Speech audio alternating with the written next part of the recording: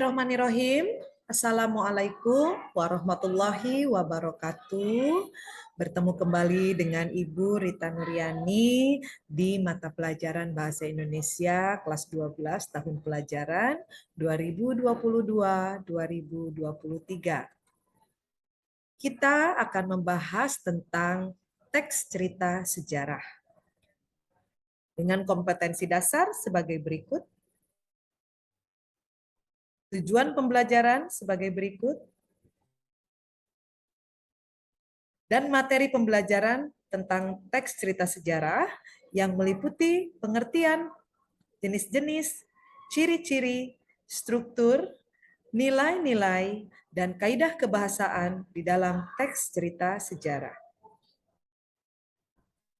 Yang pertama, mengidentifikasi informasi dalam teks cerita sejarah yang di dalamnya meliputi pengertian teks cerita sejarah.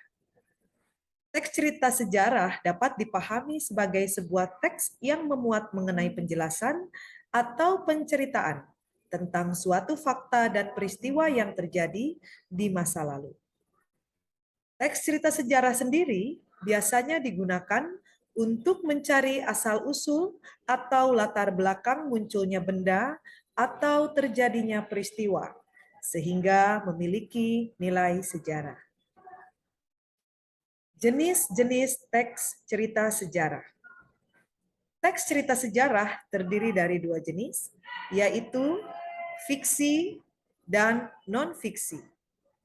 Yang dimaksud teks sejarah fiksi atau biasa dikenal dengan novel sejarah, yaitu teks cerita sejarah atau karya sastra hasil imajinasi penulis.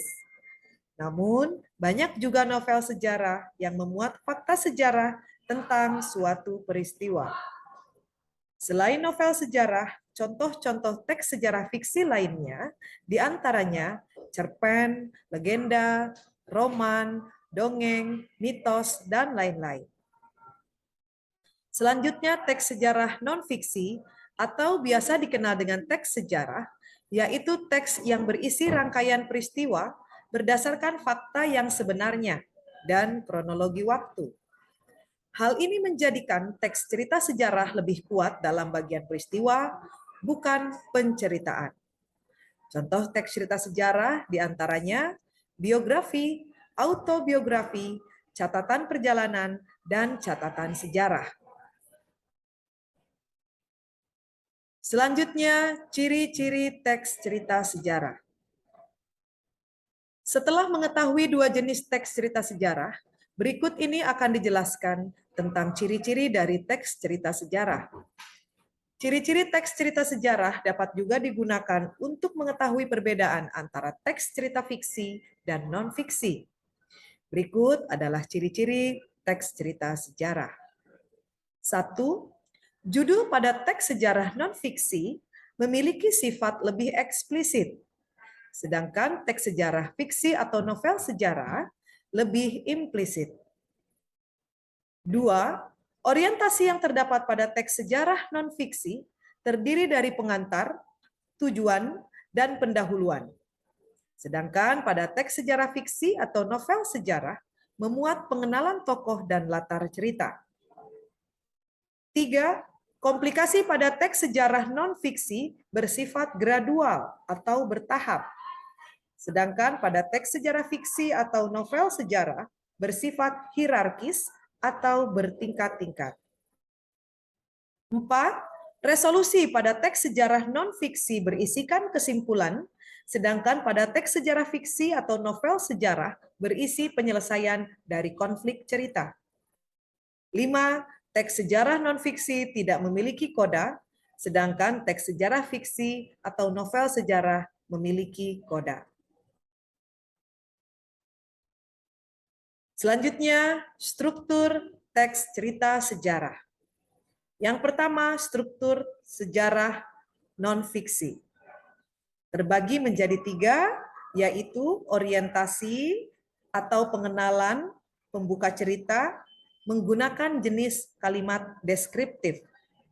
Yang keduanya, urutan peristiwa atau rekaman peristiwa berdasarkan urutan waktu. Yang ketiga, reorientasi atau menutup cerita bersifat opsional, boleh menuliskan pendapat pribadi. Selanjutnya, struktur teks sejarah fiksi terbagi menjadi 6. Yang pertama, orientasi atau pengenalan tokoh, latar tempat, latar waktu, suasana, sudut pandang, dan hubungan dari para tokoh. 2.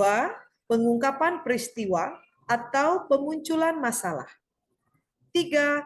Konflik atau rising action, menunjukkan konflik yang mulai merumit. 4. Komplikasi atau puncak masalah. 5. Resolusi atau penyelesaian masalah. Dan 6. Koda atau penutup cerita, bersifat opsional. Nilai-nilai yang terkandung dalam teks sejarah fiksi atau novel sejarah, diantaranya yang pertama ada nilai budaya, yaitu nilai yang ada hubungannya dengan suatu masyarakat, peradaban, atau kebudayaan. Yang kedua, nilai moral atau etik, yaitu nilai yang memancarkan atau mengandung ajaran tentang moral atau etika. 3. Nilai agama, yaitu nilai yang bersumber pada hal-hal yang berkaitan dengan agama atau ketuhanan. 4. Nilai sosial, nilai yang berkaitan dengan tata pergaulan antara individu di dalam masyarakat. Dan yang kelima, nilai estetis, yaitu nilai yang berkaitan dengan keindahan, baik keindahan struktur pembangun cerita, fakta cerita, maupun teknik penyajian cerita. Selanjutnya, kaidah kebahasaan teks cerita sejarah. Kaidah kebahasaan dapat dikatakan sebagai ciri bahasa sebuah teks. Berikut ini adalah kaidah kebahasaan dalam teks cerita sejarah. Yang pertama, keterangan waktu lampau atau adverbia waktu lampau, yaitu kata-kata yang menjelaskan waktu terjadinya peristiwa lampau. Contohnya, pada masa itu, pada tahun, pada zaman, dan lain-lain. Yang kedua, keterangan tempat, yaitu kata-kata yang digunakan untuk menunjukkan dan menginformasikan lokasi atau tempat terjadinya peristiwa sejarah. Contohnya, ke, dari, di, diiringi nama tempat. Kaidah yang ketiga yaitu konjungsi temporal atau kata penghubung waktu, yaitu kata untuk menghubungkan sesuatu yang menandai waktu. Berdasarkan letaknya, konjungsi temporal terbagi menjadi 2. 1. Intrakalimat, misalnya setelah, lalu, kemudian, dan sebagainya. Yang keduanya antar kalimat, misalnya selanjutnya, sebelumnya, dan sebagainya. Yang keempat, konjungsi kausalitas atau kata penghubung sebab akibat, yaitu kata penghubung yang menyatakan sebab akibat. Berdasarkan letaknya, konjungsi kausalitas pun terbagi menjadi 2, yaitu intrakalimat, misalnya, karena, sebab, akibatnya, dan sebagainya. Yang kedua, antar kalimat, misalnya, oleh sebab itu, oleh karena itu, dengan demikian, maka dari itu, dan sebagainya.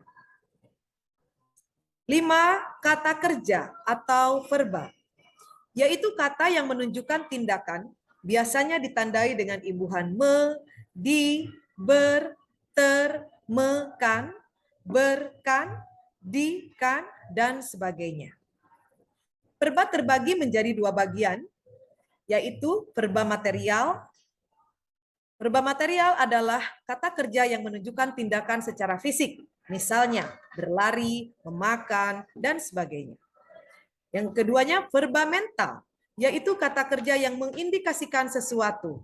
Verba ini terbagi menjadi 3, diantaranya afeksi, kognisi, dan persepsi. Afeksi, kata kerja yang mengindikasikan rasa, misalnya khawatir, sedih, bingung, bahagia, dan lain-lain. Kognisi, kata kerja yang mengindikasikan pikiran, misalnya melamun, menghayal, dan lain-lain. Yang ketiga, persepsi, yaitu kata kerja yang mengindikasikan penglihatan, Misalnya, melihat, memperhatikan, menoleh, dan lain-lain. Dan kaidah yang terakhir, nomor 6, adalah kata ganti orang ketiga. Baik tunggal, misalnya ia, dia, beliau, atau akhirannya sebagai kata ganti milik, dan nama orang. Maupun jamak, misalnya mereka. Demikian yang dapat Ibu paparkan mengenai materi teks cerita sejarah. Semoga bermanfaat. Terima kasih. Wassalamualaikum warahmatullahi wabarakatuh.